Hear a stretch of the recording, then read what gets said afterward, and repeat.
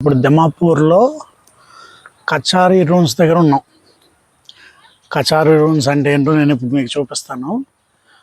గతంలో దిమాపూర్లో ఒక రాజుల కోట మొత్తం ధ్వంసం అయిపోతే అందులో కొన్ని శిథిలాలు మాత్రం మిగిలినాయి అన్నమాట. మీకు తెలుసు కదా, రోజులు గడిచే కొద్దీ మన బిల్డింగ్లో కనుమరుగైపోతున్నాయి. మళ్ళీ స్పెల్లింగ్ మిస్టేక్స్ పట్టుకుంటారుగా. అలా మిగిలిపోయిన శిథిలాలు కొన్నిటిని తీసుకొచ్చి వాళ్ళ జ్ఞాపకంగా ఆ ఫోర్ట్ శిథిలాలని వీళ్ళు ఇక్కడ పెద్ద గార్డెన్లో ఇలా భద్రపరిచారనమాట. దిమాపూర్ రాజ్యాన్ని గతంలో దిమాసా కచారీ కింగ్స్ అనే వాళ్ళు పరిపాలించారనమాట. వాళ్ళ రాజ్యానికి గుర్తుగా మిగిలిన కొన్ని శిథిలాలను మాత్రమే వీళ్ళు దాచుకోగలిగారు. చరిత్ర మొత్తాన్ని అయితే దాయలేకపోయారు. మనకి హంపి, విజయనగర సామ్రాజ్యం గురించి ఇవన్నీ చాలా ఉంటాయి మనకి. బట్ వీళ్ళకి కొన్ని మిగిలిన శిథిలాలను మాత్రమే వీళ్ళు దాచుకున్నారు. వాటినే మష్రూమ్ పిల్లర్స్ అని కూడా పిలుస్తారు వీళ్ళు. అర్థమైందా? మష్రూమ్ పిల్లర్స్ అని ఎందుకన్నా మీకు అందరికీ ఇప్పుడు మతిపోద్ది. ఎందుకంటే ఇవన్నీ జస్ట్ చిన్న చిన్న స్తంభాల్లాగా ఉన్నాయి. జస్ట్ మన పుట్టగొడుగులు ఎలా అయితే ఉన్నాయో సేమ్ అలాగే ఉన్నాయి అన్నమాట, యాజ్ ఇట్ ఈజ్. అసలు మళ్ళీ కొంచెం కూడా డిఫరెన్స్ లేకుండా ఉంది. అందుకే వీటిని మష్రూమ్ పిల్లర్స్ అంటారు. చూడండి, ఇప్పుడు వీడియో చూస్తారు కదా, మీకే అర్థమైద్ది. పార్క్ మాత్రం చాలా బాగుంది.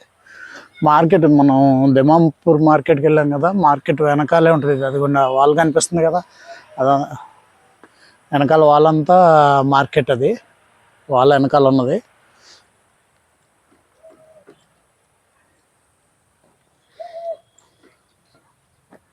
ఇదిగోండి మోనోలిత్ అంట. మోనోలిత్ అంటే ఏం లేదు, అక్కడ ఒక స్తంభం మాత్రమే ఉంది, అందుకని దాన్ని మోనోలిత్ అన్నారు. ఒక స్తంభం ఉంటే మోనోలిత్, లేకపోతే ఇంకేదో అని పేర్లు మాత్రం బాగా రాస్తారు మన గవర్నమెంట్ వాళ్ళు.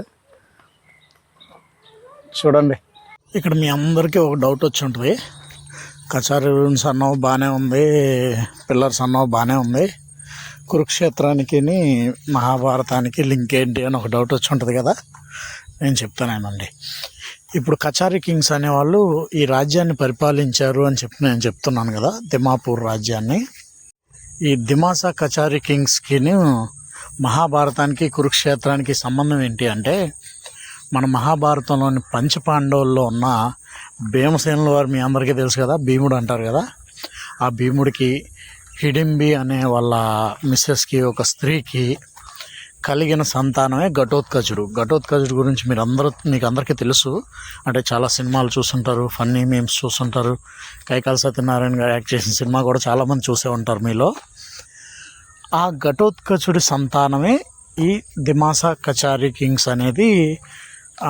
ఒక ఏమంటారు, ఎట్లా చెప్పాలి, హిస్టారికల్ ఎవిడెన్స్ అయితే ప్రూవ్ చేయలేం, కానీ ఈ దిమాసా కచారీ కింగ్స్ వాళ్ళ సంతతిలో వాళ్ళ ఫ్యామిలీస్ ఇప్పుడు జనరేషన్స్ ఉన్నాయి కదా, ఆ జనరేషన్స్లో జానపద కథల ద్వారా, అలాగే వాళ్ళ పుస్తకాల ద్వారా కొన్ని ఎవిడెన్సెస్ అయితే వాళ్ళకు ఉన్నాయి. అంటే ఆర్కియాలజిస్టులు కానీ హిస్టోరియన్స్ కానీ దాన్ని కంప్లీట్ ఎవిడెన్స్గా భావించకపోవచ్చు.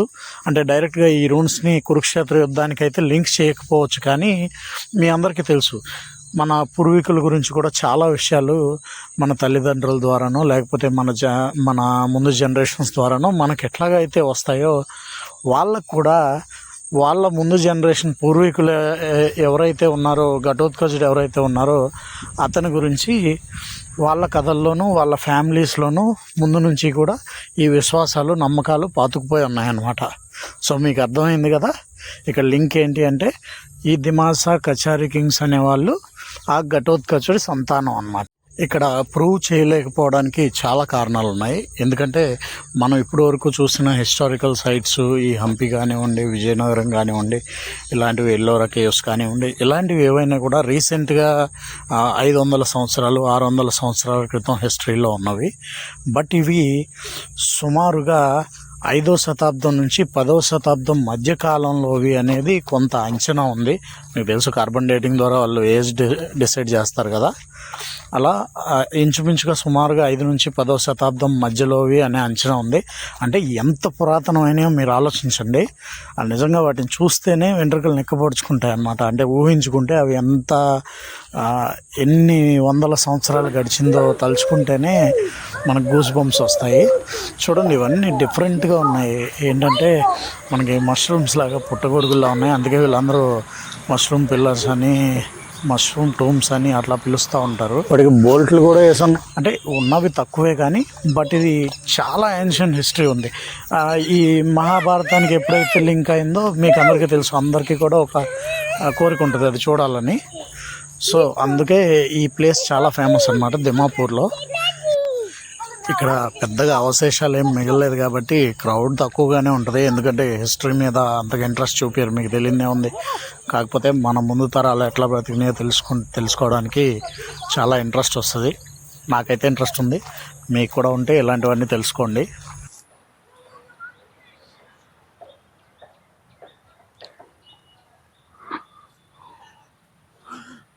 సింపుల్గా చెప్పాలంటే చరిత్రలో మనం నడుస్తున్నాం అన్నమాట. ఇప్పుడు చరిత్రలో ఇక్కడ ఎన్నో యుద్ధాలు జరిగి ఉండొచ్చు, ఎన్నో రాజ్యాలు నశించిపోయి ఉండొచ్చు. ఇలాంటివి చూడడం అంటే మనకు బాగా ఇంట్రెస్ట్. దగ్గరికి వెళ్తే ఇంకా బాగుండేది. ఆ స్తంభాల మీద ఏం చెక్కారు ఏంటి ఏమన్నా మనకి ఏమైనా అర్థం అయిద్దామో చూసేవాళ్ళం. కనీసం ఇక్కడ ఏ లాంగ్వేజ్ కూడా అర్థం కావట్లేదు మనకి. ఎక్కడో దూరంగా అక్షరాలు కనపడుతున్నాయి, అవి ఏంటనేది అర్థం కావట్లా. ఇందాక చూసారు కదా మీరు, ఇది పిల్లర్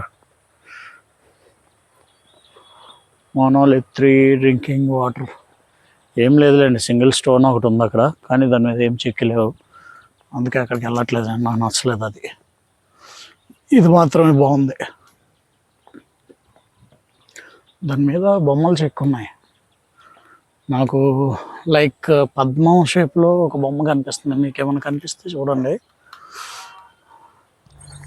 వీడియోలో అక్కడ మీకు ఏం అర్థం కాకపోయినా పర్లేదు, మీకు నచ్చకపోయినా నాకు పర్వాలేదు, కానీ ఈ హిస్టరీ అయితే తెలుసుకోండి. తెలుసుకున్న తర్వాత మీరు దీని గురించి ఇంకా మీకు నాలెడ్జ్ కావాలి అంటే గూగుల్లోనో ChatGPTనో అడగండి, ఇంకా మీకు డీటెయిల్గా చెప్తుంది.